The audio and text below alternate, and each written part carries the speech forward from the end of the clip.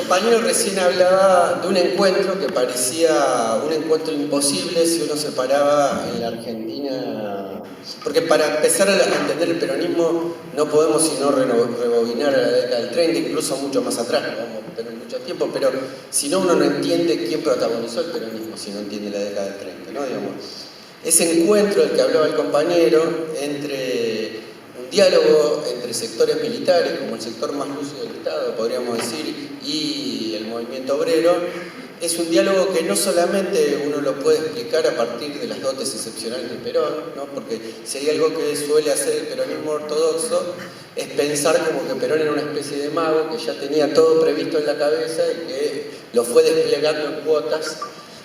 Pero la verdad es que, como todos los grandes líderes, fueron también producto del proceso histórico, fueron formateados, fueron dialogando, y ese diálogo no solamente se daba, como bien se señaló acá, en las plazas, en los lugares masivos, sino también en la acción cotidiana, en la construcción de política, en las disputas, ¿no? El peronismo nunca careció de disputas, nunca fue ordenado, siempre fue un río de aguas que bajaron turbias, bajando con piedra, lodo y un montón de otras cosas más que a veces nos pesan en el lomo, digamos. Y la verdad es que, ¿cómo se dio ese encuentro? Para pensar ese encuentro lo tenemos que rebobinar un poquito, ¿no? Digamos, ¿qué pasó con ese movimiento obrero en la Argentina, del cual no vamos a decir más que un par de pinceladas para poder entenderlo, ¿no? Digamos, ese movimiento obrero era el más avanzado probablemente de toda América, pero seguro de toda América Latina. ¿Por qué? Porque ese movimiento obrero se había construido fundamentalmente por los inmigrantes, por la mayoría de los inmigrantes que habían venido, no. La mayoría de nuestros abuelos venían de ser campesinos, no venían con experiencia de trabajo, pero sí venían dentro de ellos un montón de tipos escapando de la represión de los estados en los países centrales y que venían con un montón de bagaje de ideas y de capacidad de organización que lo habían adquirido en las condiciones de desarrollo del movimiento obrero en Europa.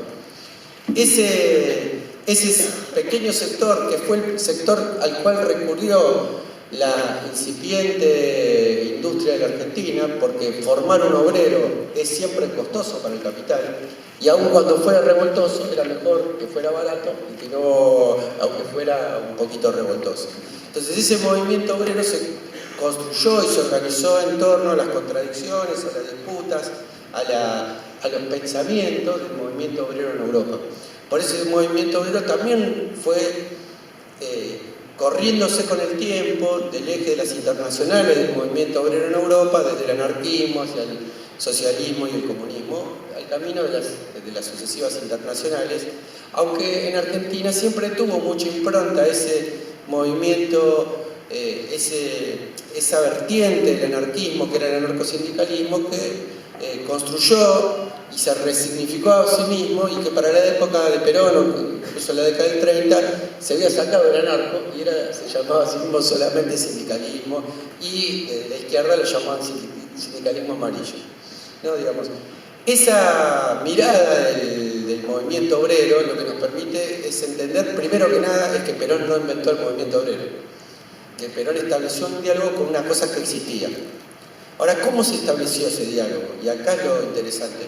Nosotros solemos escuchar desde las múltiples izquierdas dogmáticas de la Argentina que Perón vino a interrumpir un proceso revolucionario que estaba en las masas trabajadoras, que tenían la ideología clasista y que Perón vino a sacárselas en una especie de operación de extirpación de cerebro, ¿no? Porque si hay algo que tienen los sectores antipopulares en la Argentina, sean de izquierda o de derecha, es que tienen un profundo menosprecio por lo que piensan las clases populares, ¿no? Digamos. Pero la idea es, hay que entender qué es lo que pasó con ese movimiento obrero que dejó de estar hegemonizado por el socialismo, por el comunismo, por el anarquismo, y pasó a estar hegemonizado por el peronismo. Y ahí es algo importante que entender que empieza a ocurrir en la década del 30. Cuando el proceso de desarrollo industrial era marginal en la Argentina y el proceso migratorio era muy grande, alcanzaba con los obreros perseguidos y formar algunos otros pocos para suplir la demanda de mano de obra calificada que tenía la Argentina para hacer cuestiones obreras. A medida en que empieza el proceso de sustitución de importaciones, aclaro que el peronismo hizo cualquier cosa menos un proceso de sustitución de importaciones.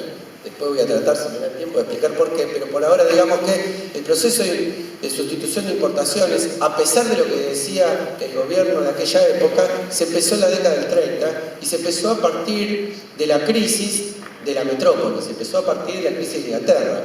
Nosotros consumíamos a nivel manufactura todas las cosas que nos producía para nosotros Inglaterra, enriqueciéndose en Inglaterra y al mismo tiempo enriqueciendo a la oligarquía terrateniente, que era la intermediaria de aquellas cosas que ellos necesitaban. Con lo cual, a partir de que Inglaterra se cierra sobre sí misma, hace el Pacto de Ottawa, se cierra sobre sus colonias formales, porque nosotros éramos una colonia informal, la única vez que Lenin nombra la palabra Argentina en sus textos, la nombra para poner un ejemplo de la semicolonia británica, ¿no? Digamos. La verdad es que en ese proceso que hay crisis, empieza a convenir producir acá. Y eso es la sustitución de importaciones. Y esa sustitución de importaciones va generando cada vez una mayor demanda de mano de obra. A esto hay que cruzarlo con otro fenómeno que se produjo en la misma época, que también tiene que ver con la crisis de Inglaterra, en que se empieza a encarecer la tierra hacia el interior.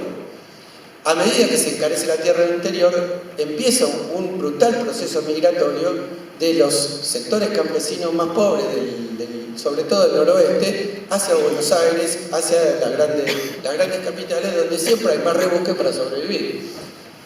Es sobre estos sectores que se va a hacer más grande, como siempre pasó en la historia del capitalismo, la mano de obra para comprar la fuerza para sacar la plusvalía, ¿no? Digamos. Entonces, sobre esos sectores se hizo grande. Ahora, pensar que esos sectores no venían, igual que los sectores inmigrantes, con una tradición política, con una concepción política, es menospreciarlo.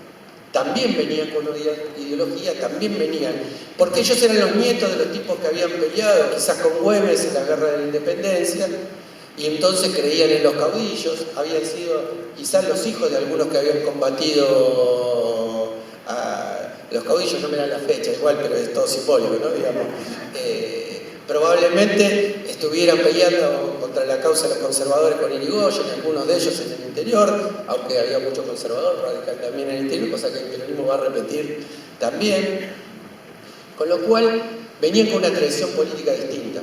Si para la tradición política de la izquierda, a partir de la apropiación de la burguesía del Estado Nacional en Europa, nación era prácticamente una mala palabra. ¿Por qué? Porque era como el instrumento a partir del cual le imponían sus intereses y lo mandaban como carne de cañón a la guerra. Eso era la patria para las clases populares en Europa. Para ese tipo que había nacido defendiendo su emancipación con una espada en la mano y contra la prepotencia porteña también su autonomía con una lanza en la mano, no era lo mismo. Por eso es que se va a producir una enorme transformación que ese pequeño sujeto ideologizado que había construido el movimiento obrero no supo interpelar, no supo dar cuenta de esa profunda transformación, no supo entender qué era lo que estaba sucediendo con el crecimiento de ese movimiento obrero. Y probablemente... ¿Estamos? ¿Ahí se escucha mejor? Ese pequeño, digamos, esa mayoría del movimiento obrero que venía con sus banderas, que venía con un montón de cosas, pudo sintonizar en ese diálogo con ese otro sector, que era el sector más lúcido del Estado, porque era un sector raro del Estado. Nosotros, sobre todo los que empezamos a militar en los 80, cargamos sobre nosotros un prejuicio sobre cualquier uniforme que a veces nos cuesta mucho desandar. Es claro que si nos llevaron a 30.000 compañeros, digamos, por algo tenemos ese cosor, pero lo cierto es que hay que pensar a ese ejército genocida como un ejército sustancialmente distinto del ejército que produjo a Perón. Porque Perón no fue una excepción. ¿De dónde viene esa idea de Perón que rompe con la idea de la oligarquía? Porque ese general que habla de industria, como decía el compañero, no era una excepción, no era el único general que hablaba de la cuestión industrial. ¿De dónde viene esa idea? Si muchas veces, sobre todo a partir de la profesionalización del ejército, que es paralela a la construcción del Estado moderno en la Argentina, sobre todo en determinadas digamos, cuestiones como la caballería, siempre la oligarquía metía una pata. O sea, todas las familias tradicionales tenían un hijo cura, un hijo general que era de caballería y el otro que aspiraba a estar en la corte o en el Senado, como era abogado. No quise ir contra la profesión, pero bueno, ya que el ingeniero agrónomo me lo tira, de verdad, el otro tenía que estudiar abogacía y tenía que ser político de alguna manera. Lo cierto es que durante muchos años eso fue así, pero ¿qué es lo que hizo que se produjeran los peronismos? ¿No? Y ahí es donde tenemos que rebobinar un poco la historia y ver cómo se conformó el ejército en la Argentina. El ejército, digo, no las Fuerzas Armadas, porque la Marina siempre siguió el modelo británico. Y por eso la Marina siempre fue la más gorila, la más proclive y la más proclive a perseguir el peronismo. Y no es casualidad que el mayor centro de detención y genocidio de la historia argentina fue la ESMA, ¿no? Digamos, en donde particularmente se encargaban de atender a peronismo.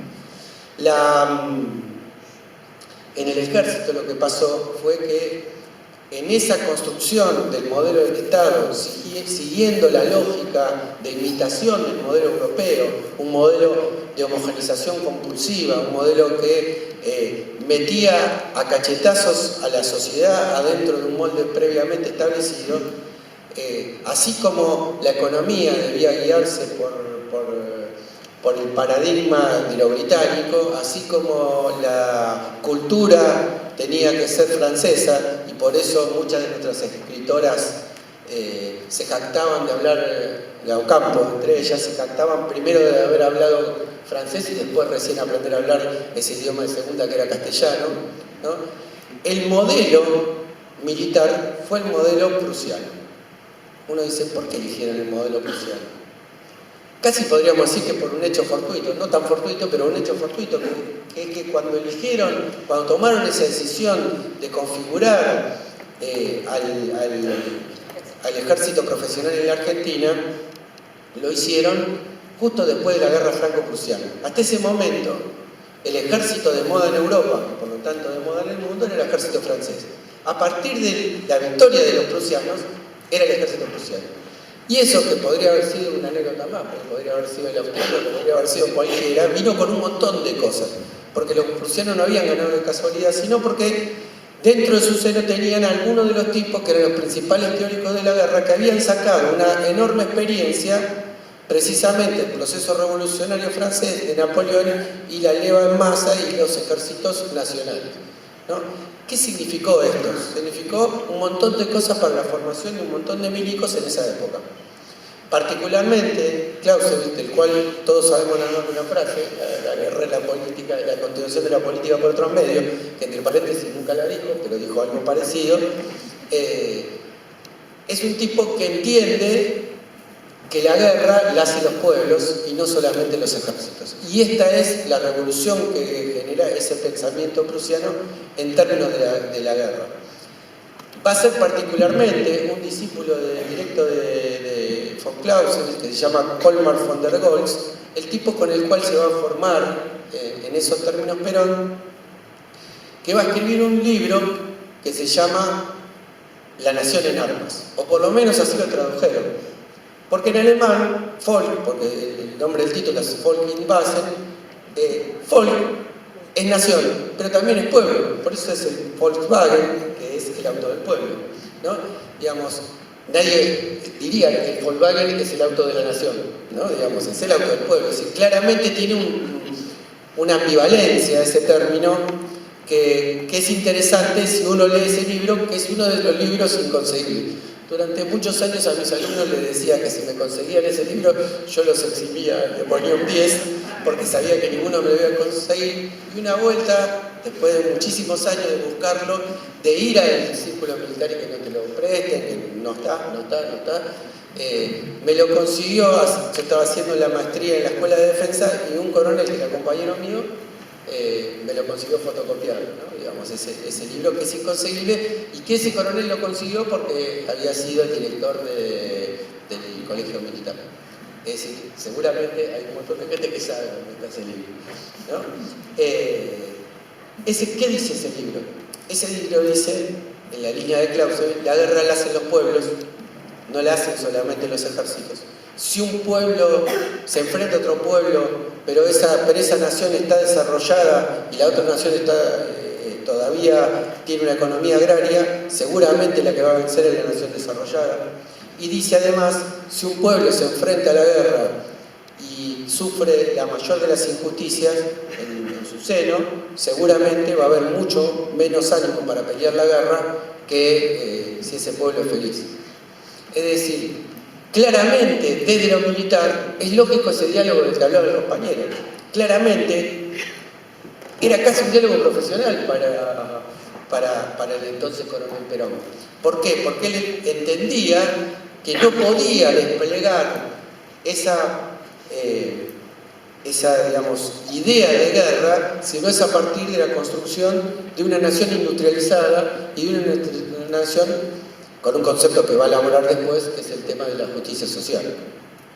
Es decir, de alguna manera eso es parte, y por eso digo que Perón no es la excepción, porque si nosotros miramos los militares de esa época, la mayoría, o una parte importante de ellos, otra parte solidaria como siempre, pero una parte importante de ellos tiene esa mirada industrialista que choca directamente con el modelo de país de la oligarquía, que era agroexportador, ¿no? Esa idea de industrialización era, y uno mira, Savio, Mosconi, Baldrich, digo, está lleno de militares industrialistas en esa época.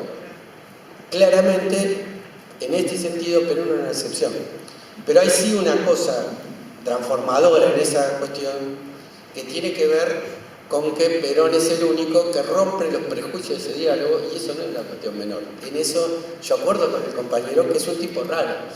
Es un tipo raro desde muchos lugares, ¿no? Digamos, el primer hecho revolucionario de Perón es engancharse con Evita.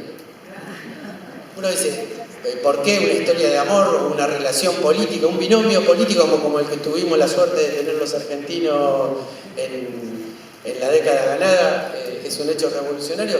Y porque ustedes sitúense en el pensamiento de los militares de la época, que podían ser muy industrialistas, pero digamos, eran bastante conservadores en sus ideas morales y de cómo se tenían que relacionar las personas. Si Perón con Evita, ¿no? Perón se conoce con Evita por el hecho del terremoto del 44, se juntan y a partir del día que se conocen empiezan a vivir juntos. Hoy casi es una cosa habitual que alguien se vaya a vivir junto con alguien sin casarse.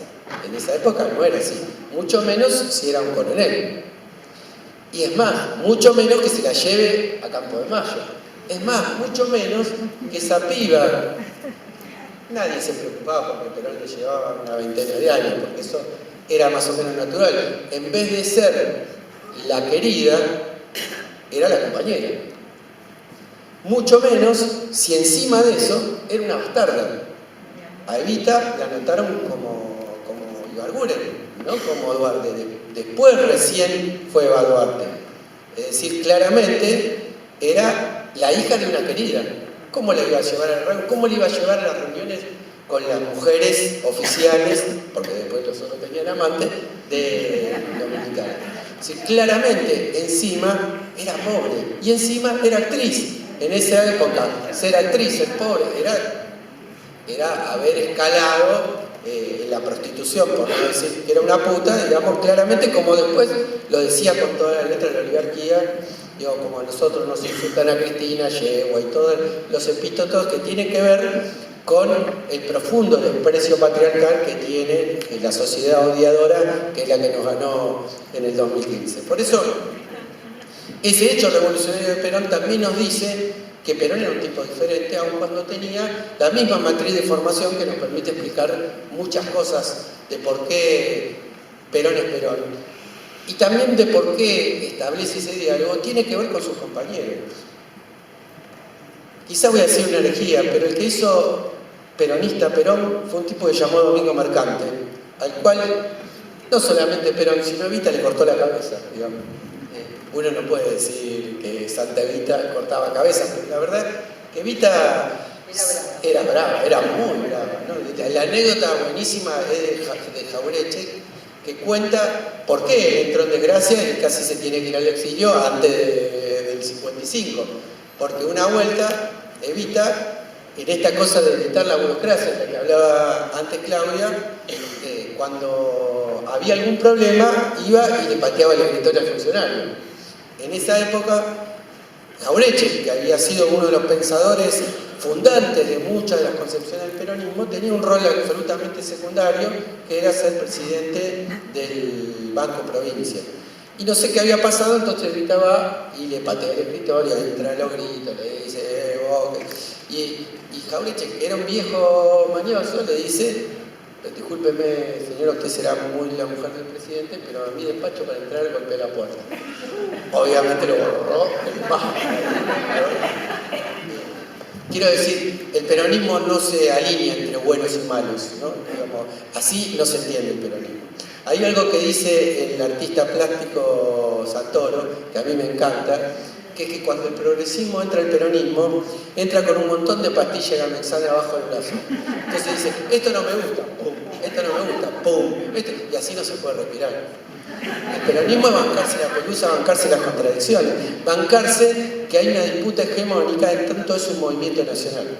Por eso yo propongo, para analizar, entendiendo que el peronismo no es un partido donde todos pensamos de la misma manera y tenemos que responder a una disciplina partidaria. Cuando nos hablan de disciplina partidaria, en el peronismo yo desconfío siempre, ¿no? Digamos, generalmente es el argumento de la derecha para imponernos las tranzas que hacen.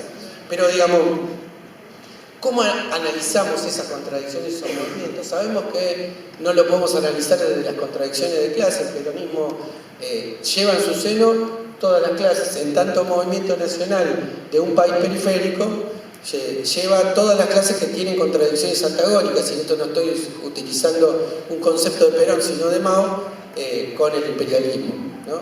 Entonces, esa idea implica que tenemos que aplicarle otra lógica, de la lógica que nos enseñaron para entender lo que el peronismo es y cómo funcionan las contradicciones del peronismo. Yo propongo una, no sé si está bien, está mal, pero por lo menos la propongo para que sea discusión, aunque no vamos a poder discutir por una cuestión de tiempo. Me quedan 10 minutos para decir un millón de cosas, yo avisé que no iba a llegar. Pero yo me comprometo, cuando Claudia lo pida y se pueda, a venir a debatir, porque lo más interesante, lo más rico, por lo menos para mí también, es que podamos discutir un poco. Digamos, ¿cuáles son esas categorías para analizar no solamente el peronismo, sino al movimiento nacional en cualquier etapa histórica, ¿no? Yo se lo apliqué, por ejemplo, al movimiento nacional conducido por los Libertadores también, esa misma metodología. Es pensar que en el movimiento nacional siempre hay una fuerza de la profundización, es decir, un sector que siente que la dinámica del movimiento solamente es como una bicicleta, se sostiene si uno va pedaleando para adelante. Mientras más para adelante va, mejor hace el equilibrio. Otro sector, que es el sector de la restauración, que no es el sector, en esta época somos muy propensos a usar la palabra traidor, y a veces el traidor en el peronismo, otra cosa que dice Santoro, el peronismo es de arena, y entonces a veces lo que un día son traidores, el otro día no lo son tanto. Y la historia del peronismo muestra acarradas este tipo de cuestiones, o tipos que son muy leales y después son muy traidores, ¿no? Entonces, esa idea de el que no respeta la disciplina es un traidor es una idea. Pero, ¿qué es este sector al que llamo de la restauración?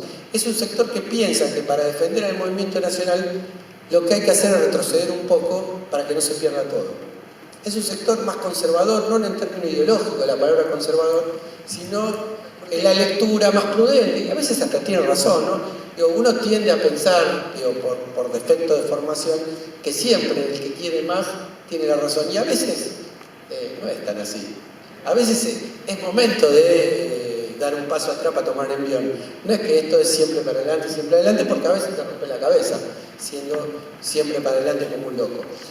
El tercer sector es el sector, o la tercera fuerza dentro de ese movimiento nacional, es la fuerza de la consolidación, que son el sector que suele ser grande, sobre todo cuando el movimiento nacional está en el Estado, que es el que dice: todo lo que dice la Constitución está bien.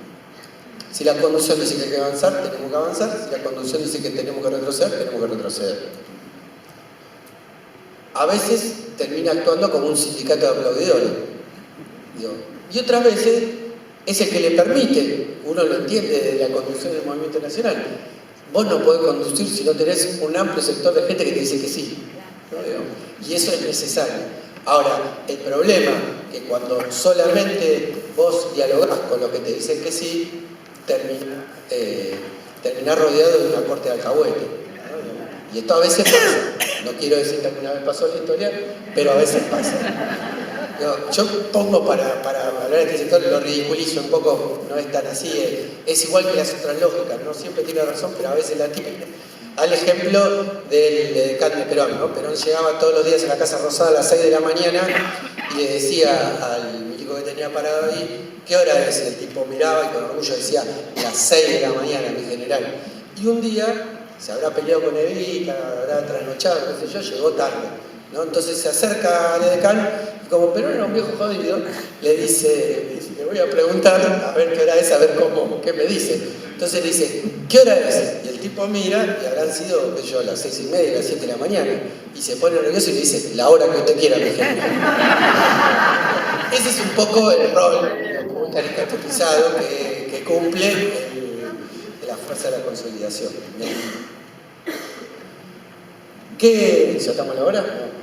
5 minutos. 5 minutos. En 5 minutos voy a decir dos cosas que me parecen importantísimas del peronismo, que es cuáles son las contradicciones principales para entender el peronismo, no perdernos en los hechos, como decía el compañero, porque no nos alcanzaría para plantear los hechos, sino cuáles son las contradicciones principales que plantea el peronismo, que son esencialmente dos ejes. Por un lado, la contradicción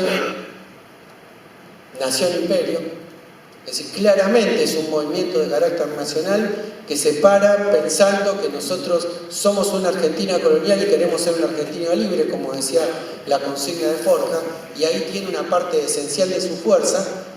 Y la otra, es decir, que acepta y plantea como hipótesis que existen naciones que viven y que se aprovechan del dominio de otras naciones. Y la otra es pueblo-oligarquía.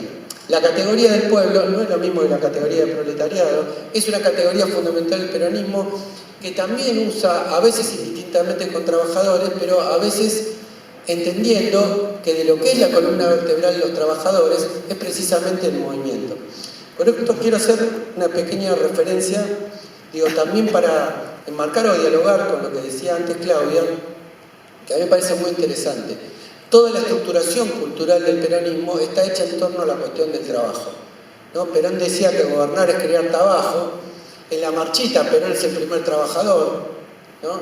La columna vertebral del movimiento son los trabajadores. Toda la lógica cultural del peronismo, todos los derechos se derivaban de la condición de trabajadores.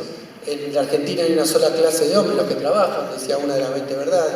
Es decir, todo se estructura en torno a eso. Pero eso tiene un problema.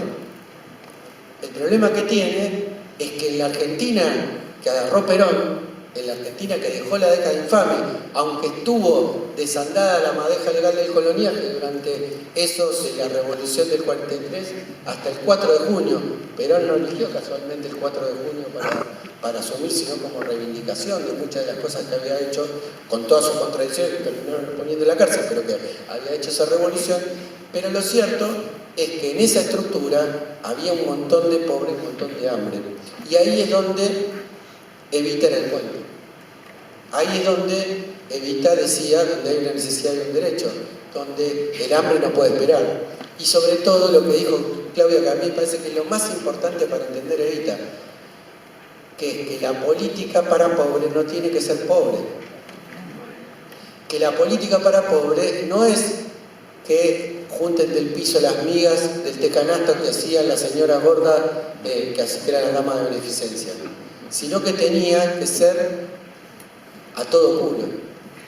Por eso es que se disputaban la señora Patricia y las cosas. Si uno mira el Museo Evita, que era una casa de tránsito, es decir, las pibas dejaban de ser esclavas a tiempo completo en las casas de familia de Barrio Norte y podían ir, y ahí vivían igual, o mejor en realidad, que en las casas, y comían las vajillas igual. Porque otro mundo es posible, pero no es solamente para los ricos. Esto es lo que transmitía Evita con esa cuestión.